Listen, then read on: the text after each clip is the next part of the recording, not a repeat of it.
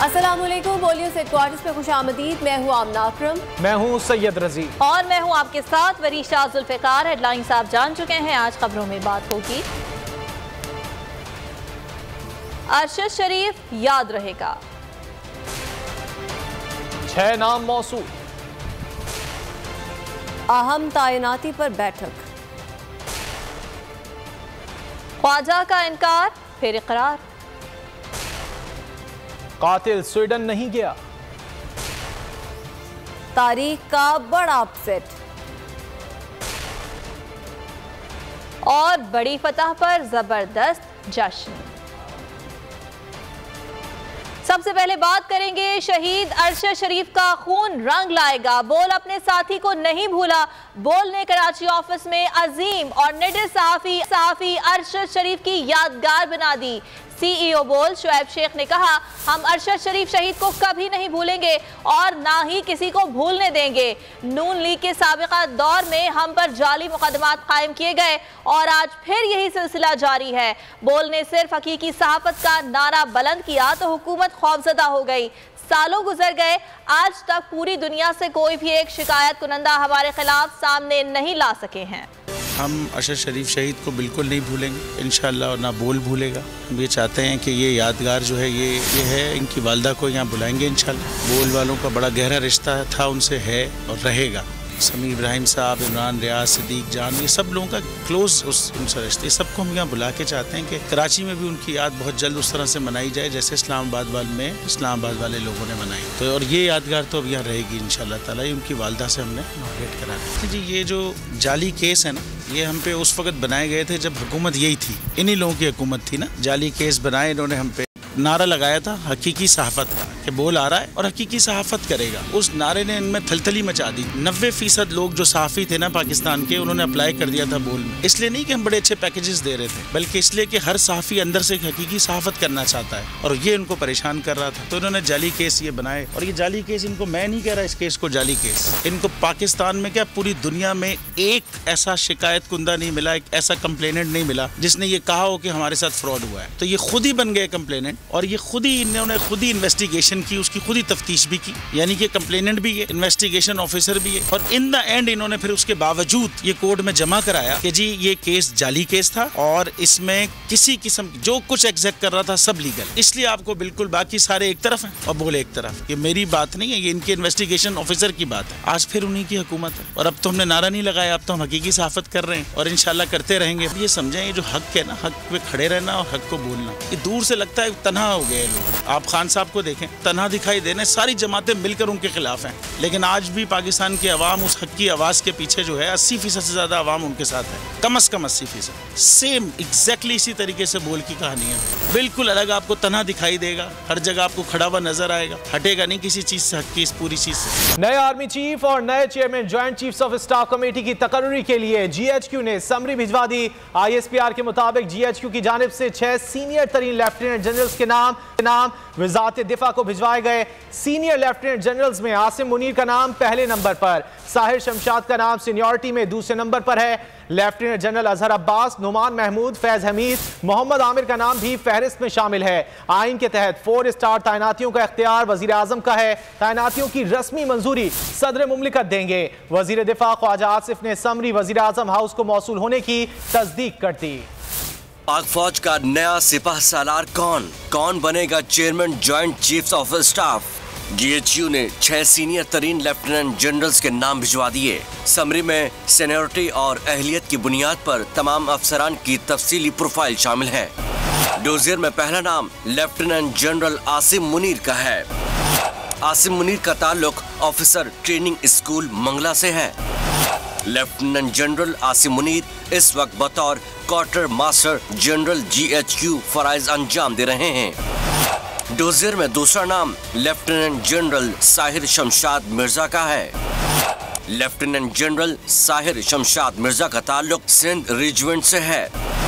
साहिर शमशाद मिर्जा इस वक्त रावलपिंडी कोर की कमांड कर रहे हैं।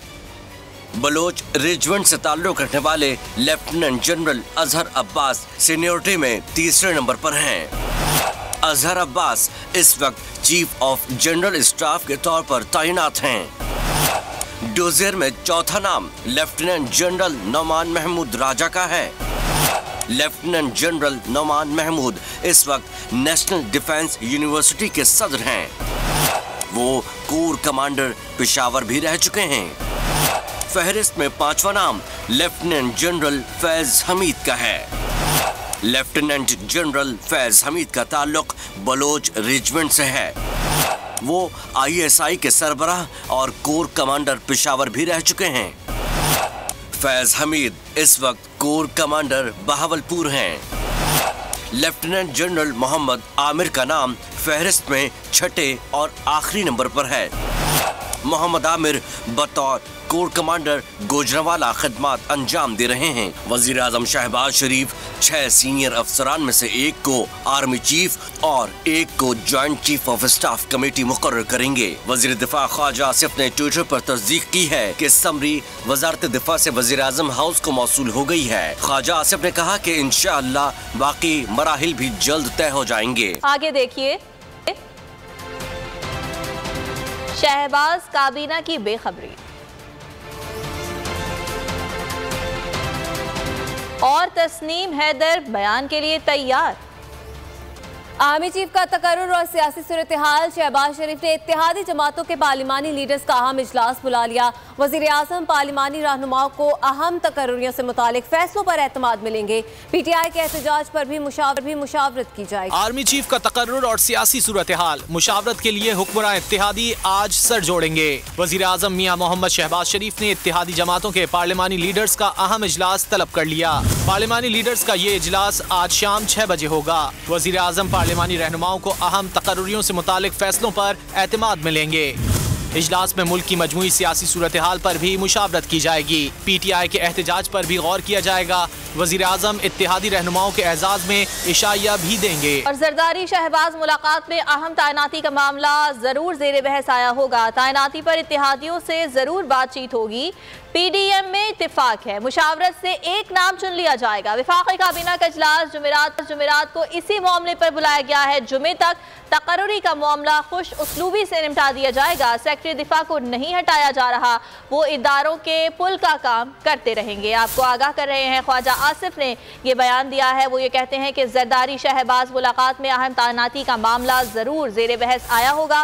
तैनाती पर इत्तेहादियों से जरूर बात। तो लाजमी तौर पे जो इस वक्त करंट इशूज हैं और सबसे बड़ा इशू तो यही है, तो इसको जरूर जेर बहस आया होगा, इस पर जरूर तबादला ख्याल होगा। इस वक्त तकरीबन इत्तफाक राय है PDM की तमाम पार्टियों में, अभी चाहे प्राइम मिनिस्टर की है। इस घंटे में इंशाल्लाह ताला ये मामला जो है ना किसी अच्छे नतीजे में पहुंच जाएगा। मामला जो है खुश उसलूबी के साथ जो है ये ट्रांजैक्शन जो है कंप्लीट हो जाएगी बाय फ्राइडे। वजीर दिफा को मालूम ही नहीं कि आर्मी चीफ की समरी कब भेजी गई, किसको भेजी गई। इत्तलात की वजीर को भी इत्तला न हुई। शहबाज काबीना ने आर्मी चीफ की तैनाती को भी मुतनाज़ा बना दिया। पहले समरी मौसूली का इनकार करते रहे, कुछ ही देर बाद इनकार इकरार में बदल गया।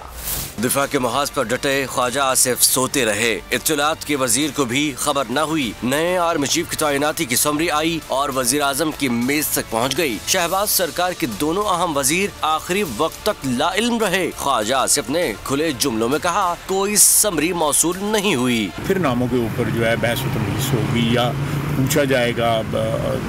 अफवाज की जो लीडरशिप है उनको पूरी तरह इत्मीनान में लिया जाएगा, प्राइम मिनिस्टर साहब लेंगे। मरियम औरंगजेब ने तरदीदी ट्वीट दाग दिए, लेकिन वजीर आजम हाउस से तस्दीक हो गई कि समरी आ गई। वजीर आजम ऑफिस से तस्दीक होते ही दिफा के वजीर जाग गए। मरियम ने भी अंगड़ाई लेकर सुस्ती उतारी और तरदीद को तस्दीक में बदलकर अपने कलमदान फराइज मनसफी से इंसाफ किया। कुछ दीगर सियासी खबरें भी शामिल करेंगे, लेकिन अहम खबर शामिल करते हैं। शाहीन फोर्स एहलकार के कत्ल की तहकीकात में पेशरफ्त। मुल्जिम खुर्रम के करीबी अजीज के पुलिस बयान की वीडियो बोल न्यूज पर। मुल्जिम खुर्रम निसार वारदात के बाद मेरे होटल आया।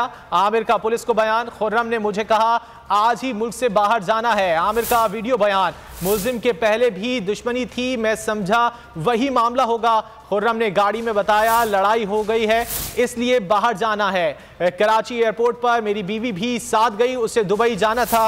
आपको अपडेट कर रहे हैं। शाहीन फोर्स एहलकार के कत्ल की तहकीकात में पेशरफ्त। मुल्जिम खुर्रम के करीबी अजीज के पुलिस बयान की वीडियो बोल न्यूज़ पर। मुलजिम खुर्रम निसार वारदात के बाद मेरे होटल आया। आमिर का पुलिस को बयान। आमिर का वीडियो बयान में यह भी था कि खुर्रम ने मुझे कहा कि आज ही मुल्क से बाहर जाना है। मुलजिम की पहले भी दुश्मनी थी, मैं समझा वही मामला होगा। आमिर ने अपने बयान में कहा कि खुर्रम ने गाड़ी में बताया लड़ाई हो गई है इसलिए बाहर जाना है। इसी हवाले से ऑडियो क्लिप आप भी देखिए।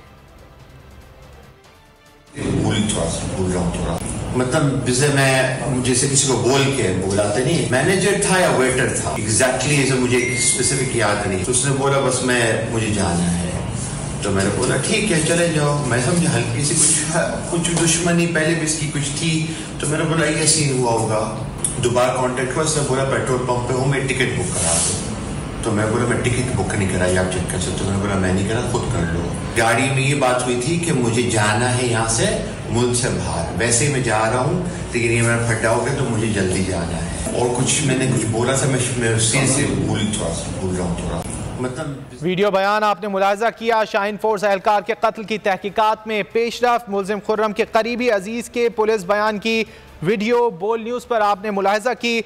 आमिर का पुलिस को बयान कि मुलजिम खुर्रम निसार वारदात के बाद मेरे होटल आया। खुर्रम ने मुझे कहा कि आज ही मुल्क से बाहर जाना है। मुलजिम की पहले भी दुश्मनी थी, मैं समझा ये वही मामला है। आमिर ने कहा कि खुर्रम ने गाड़ी में बताया कि लड़ाई हो गई है इसलिए बाहर जाना है। कराची एयरपोर्ट पर मेरी बीवी भी साथ गई, उसे दुबई जाना था। और इसी बारे में आपको ये भी बताएं कि रात 3 बजे कराची से फरार होने वाला खुर्रम निसार ताहाल स्वीडन नहीं पहुंचा। बोल इन्वेस्टिगेशन सेल के मुताबिक पुलिस एहलकार के कत्ल में मुलव्वस खुर्रम निसार पर स्वीडन में भी एक मुकदमा कायम है और स्वीडिश कानून के मुताबिक किसी मुकदमे में मुलव्वस शहरी की शहरियत मनसूख की जा सकती है। इसी बारे में मजीद जानते हैं स्वीडन में नुमाइंदे जुबैर हुसैन। जुबैर बताइएगा, खुर्रम के हवाले से क्या मालूमात अब तक आपको हासिल हो सकी हैं? जी, खुर्रम के हवाले से जो मालूमात हासिल हुई हैं तो ये मालूमात सबसे अहम है कि ये यहाँ पर भी सज़ा काट चुका है किसी केस में, क्योंकि स्वीडन में तमाम तर मामला जो है वो पब्लिक होते हैं, तो आम शहरी भी जो है वो किसी भी केस के फैसले के लिए अदालत से रजू कर सकता है। हमने भी यही किया और हमें अब तक रिपोर्ट ये मौसूल नहीं हुई है कि किस नौइयत का केस था जिसमें इसे सज़ा हुई है। अलबत्ता इसे सज़ा हो चुकी है। और दूसरी रिपोर्ट ये है कि ये पाकिस्तान से निकला तो ज़रूर, लेकिन स्वीडन अब तक पहुंचा नहीं है, और अगर स्वीडन पहुंचा भी है तो कहीं रूपोश है, अपने घर में इस वक्त मौजूद नहीं है।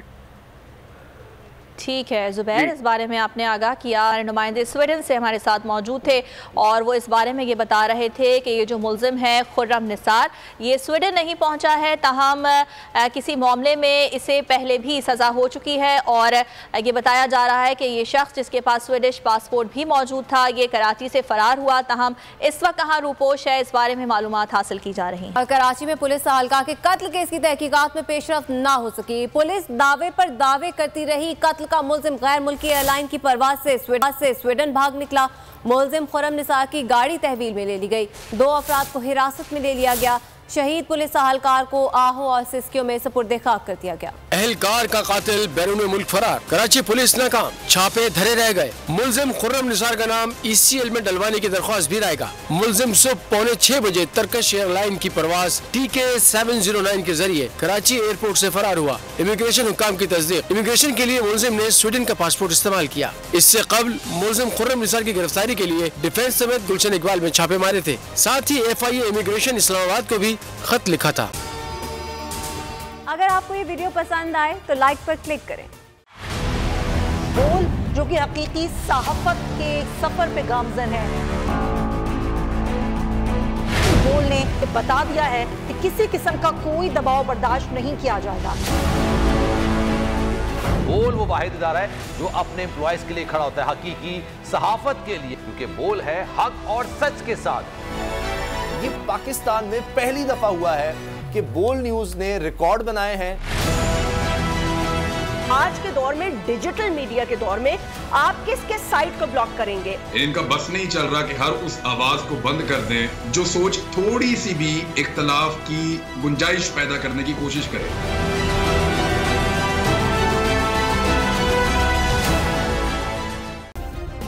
सब्सक्राइब करें और बेल दबाएं ताकि कोई खबर रह न जाए।